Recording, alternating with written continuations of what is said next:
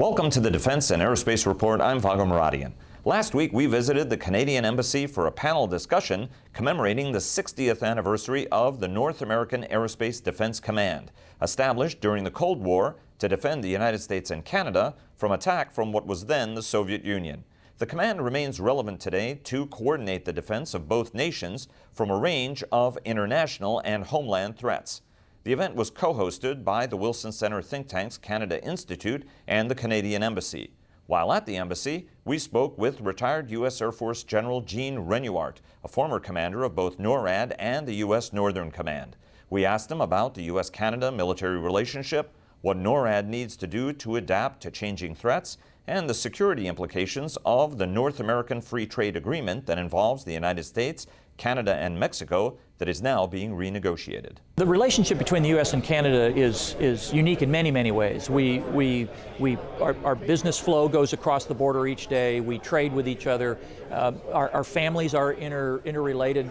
Three of my four grandparents are Canadian by birth. And so that relationship is not just a military one, but the unique binational relationship that's been mandated by both governments pulls that relationship more closely each day.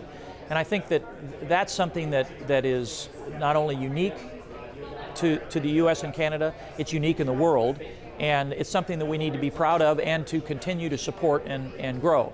Going forward, I think there's opportunity to adjust mission as we see new threats evolve, but I think the underlying relationship is strong and will continue to be strong. NORAD was formed really after World War II to provide for the continental defense of both the United States and Canada. The governments entered into about a 10.5-year discussion on what kind of a structure might work, and what we have today, a binational command, was agreed to by both nations with a U.S. commander and a Canadian deputy.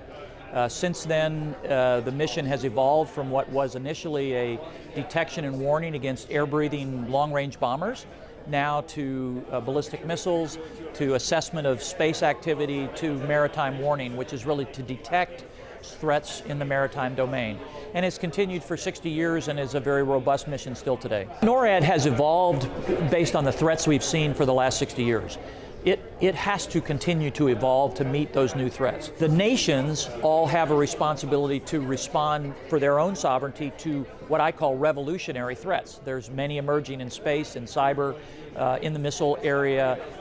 And so what NORAD can do is to evolve its detection and warning and assessment roles to feed the political leadership the right information to make national security decisions. Increasingly, I think we will do those together.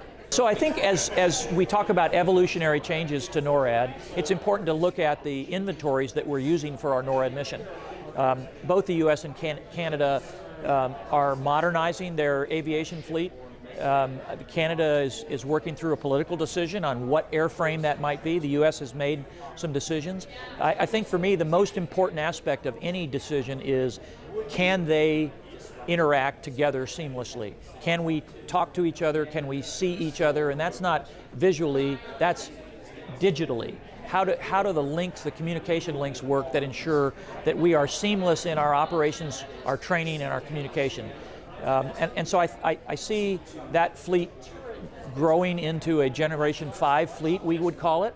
The U.S. is obviously committed to the F-35. Canada is still in that political decision process. But I think the capabilities required are beginning to take weight in that decision, and I think we'll hopefully see that decision come soon. NORAD's maritime warning mission is evolving as we go, and so there is an important requirement for both nations to focus on the modernization of its maritime forces to then respond to threats that we might detect in the maritime domain. Well, I think certainly access is the most important, and so both nations focus heavily on the Arctic. Both nations are concerned with its ability to navigate, provide rescue in the Arctic. We're seeing increasing tourist traffic in the Arctic, and so I think there's a need for both nations to invest in those key ice-breaking technologies, but also communications and movement capability in the Arctic is important. That then flows down into both the Atlantic and the Pacific. It gives us the capability to be present if a threat is detected and to provide some reaction. So in the U.S. we're talking about growing the size of our Navy, and in Canada modernizing the naval forces is also a real important aspect. I think as we look at the U.S. budget, I'm sure the Canadian forces are recommending to the government their budget, modernization becomes important. The legacy systems that we keep are valuable to us, but they have to be kept for a very specific purpose and not, just be kept to save a dollar, because the threats aren't, they're not held back by some budgetary constraints. So we've got to keep a modernization program on track to allow for our forces then to be able to respond to whatever the threat may be. Clearly, the U.S., Mexico, and Canada all trade with each other on a substantial basis, and so NAFTA is important to that flow of economic growth between the two. The NAFTA agreement needs to be a fair and balanced agreement among all the partners so that each wins, if that. But because of that flow of trade and traffic, that also creates security issues for each of the nations. The U.S. and Canada and Mexico work together in the Caribbean and the Pacific, countering the narcotics flow. There's a huge human trafficking flow that goes both to the U.S. and to Canada and into Mexico.